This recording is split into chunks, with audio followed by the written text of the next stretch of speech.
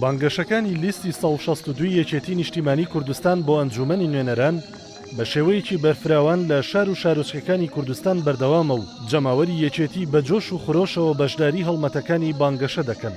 لەو چوارچێوەیەشدا قوبات تاڵەبانی کەمپینی بانگەشەی لیستی 162 یەکێتی لە قەزای چەمچەماڵ بەسەر کردەوە و لە وتارێکیدا ڕایگەیاند شەپۆلێکی سەوزی یەکێتیانە بەڕێوەیە بۆ هەڵسانەوەی یەکێتی و پەرەپێدان بە ڕێبازەکەی سەرۆک مامجەلال. شەپۆلێکی سەوزی یەکێتیانە بەڕێوەیە هەستم پێی کردووە ئەی بینم بیستومە لە چاوتانە ئەی بینم لە کادرەکانەوە ئەی بیستم شەپۆلێکی سەوزی یەکێتیانە سەربەرزانە بەڕێوەیە بۆ هەڵسانەوەی یەکێتی بۆ پەرەپێدان بە ڕێبازە پیرۆزەکەی هەڤاڵ مامجەلال. هەڤاڵ مامجەلال مامی ئێوە مامەکەی خۆتان ڕاستە باوکی من بوو بەڵام مامی یەکە بە یەکەی ئێوە بوو. ڕۆیایەکی هەبوو ڕۆیایەکی هەبوو بۆ کوردستانێکی بەهێز بۆ کوردستانێکی بەهێز لە چوارچێوەی عێراقێکی دیموکراتی فێدراڵ. ئێوە لە هەموو کەسێک زیاتر بینیوتانە کە ئارامی و سەقامگیری هەبێ خۆشگوزەرانی و گەشەپێدانیش هەیە.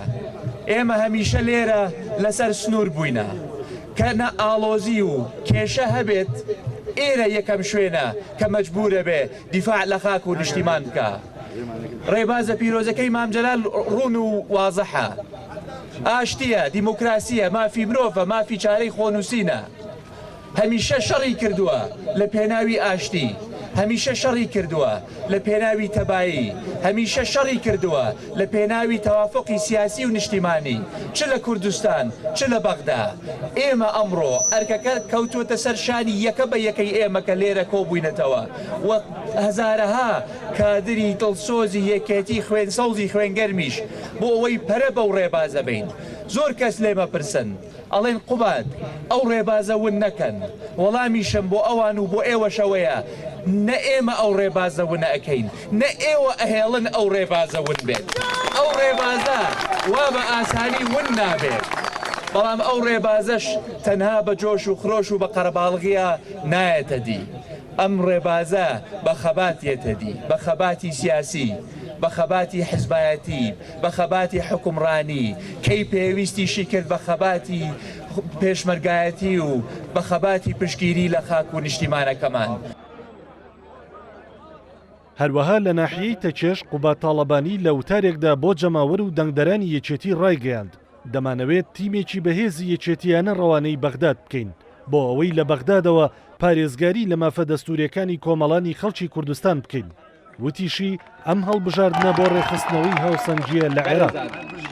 ئێمە بۆ هەڵبژاردنی پەرلەمانی عێراق کۆبووینەتەوە بۆ ئەوەی دیسانەوە تیمێکی بەهێز، تیمێکی یەکێتیانە، تیمێکی نیشتیمان پەروەریانە بنێرین بۆ بەغدا تاکو لە بەغداوە شەڕ بکەن لەسەر مافە دەستوریەکانی کۆمەڵانی خەڵکی کوردستان. بەڕێزان، شاراوانیە کە ئەمڕۆ لەبەر کێشە و ئاڵۆزی سیاسی کێشەی گەورە هەیە لە نێوان هەرێمی کوردستان و عێراق. مام ڕۆحی شاد بێ ڕوئیایەکی هەبوو بۆ کوردستانێکی بەهێز لە چوارچێوەی عێراقێکی دیموکراتی فێدراڵ. ڕوئیایەکی هەبوو بۆ تەوافقی سیاسی، بۆ تەوافقێکی نیشتیمانی، بۆ هاوسەنگی هێز لە بینی عێراق و لە بینی کوردستان. ئەم هەڵبژاردنە بۆ ڕێخستنەوەی ئەو هاوسەنگیەیە. ئەم هەڵبژاردنە بۆ تەواوکردن و بەردەوامبوون و جێبەجێکردنی ڕێبازەکەی ئەو مامجەلالەی ئێوەیە. زۆریان کە گوێیان لێئەگرم لە کاندیدەکانی تری لیستەکانی تر وا ئەزانن ئەم هەڵبژاردنە بۆ کوردستانە. باسی گۆڕینی دەسەڵاتی کوردستانەکەن، باسی کێشەوەکانی ناوخۆی کوردستانەکەن. دیارە لێیان تێکچووە کە ئەم هەڵبژاردنە بۆ کوردستان نییە، ئەم هەڵبژاردنە بۆ عێراقە. بۆیە من داواتان لێ یەکەم تیمێکی بەهێز بە پشتیوانی ئێوە، بە پشتیوانی کەسوکاری سەربەرزی شەهیدان، بە متمانەی ئێوە تیمێکی یەکێتیانە خوێنگەرمانە خوێن سەوزانە بنێرین بۆ بەغدا تاکو کێشە چارە نووسازەکان چارەسەر بکەین.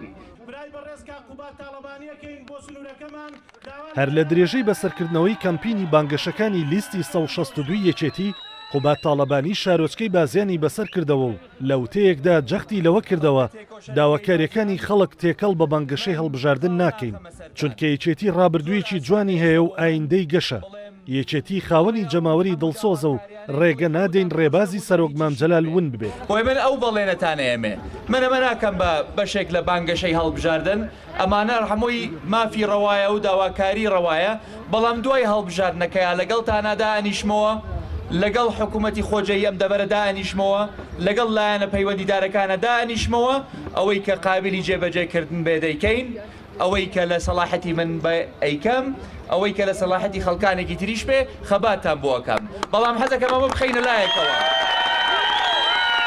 ئەمە بخەین بەلایەکەوە چکە نامەوێ من خاوەن وعدی خۆمم خاوەنی قسەی خۆشم من حەز ناکەم داواکاری ڕەوا داخڵی بانگەشەی هەڵبژاردن بکەم من نامەوێت لەسەر یەک دوو ئیشی ئاوها وا بکەم قەناعەتتان پێ بکەم دەنگ بدەن بە یەکێتی نیشتیمانی کوردستان و دەنگ بدەن بە لیستی شەهیدان و دەنگ بدەن بە لیستەکەی مامجەلال یەکێتی نیشتیمانی کوردستان ڕێبازێکی پیرۆزی هەیە ڕابردوویەکی جوانی هەیە ئایندەکەشی دڵنیاتانەکەمەوە ئایندەکەشی گەشە بێت ئایندەکەی گەشە بێت لەبەرەوەی کە تێکۆشەرانی وەکو ئێوەی هەیە کادرانی وەکو ئێوەی هەیە قارەمانی وەکو ئێوەی هەیە کە نەئێڵن ڕێبازەکەی هەواڵ مامجەلال ون بێ نەئێڵن نارەکانمان بەسەرمان ئازاڵ بن نەئێڵن کوردستان بەرەو ئاراستەیەکی خراپە ببرێت ئێوەن کە یەکێتیتان پاراستووە ئێوەن کەی سەری یەکێتیش بەرزەکەنەوە بۆی من لێرەوە داواتان لێ یەکەم داوا لە یەکەی ئێوە ئەەکەم پشتیوانی کۆمیتەکەتان بن پشتیوانی کاندیدەکانتان بن پشتیوانی لیستەکەتان بن بۆ سەرخستنی لیستی یەکێتی نیشتیمانی کوردستان لیستی شەهیدان لیستی مامجەلال لیستی 162 هەروەها قوبات تاڵەبانی سەردانی ناحیەی بەکرەجۆی کرد و لە وتەیەکدا داوای لە دەنگدەران و جەماوەری یەکێتی کرد جۆش و خرۆشی ناو هۆڵەکان بگوازنەوە بۆ سەر سندوقەکانی دەنگدان بۆ ئەوەی لە 12/5 سەرکەوتنی یەکێتی تۆمار بکەین. سوکاری سەربەرزی شەهیدان کادر و ئەندام و لایەنگرانی یەکێتی نیشتیمانی کوردستان سڵاوتان لێبێ ئەم کاتە و هەموو کاتێکان باش زۆر سوپاسانەکەم بۆ ئەم پێشوازیە سوپاسانەکەین بۆ ئەم حەماسەتەی کە دەرتان بڕیوە بۆ ئەم پشتیوانیەی کە دەرتان بڕیوە بۆ لیستەکەی خۆتان بۆ لیستی شەهیدان بۆ لیستی یەکێتی نیشتیمانی کوردستان بۆ لیستی مامجەلال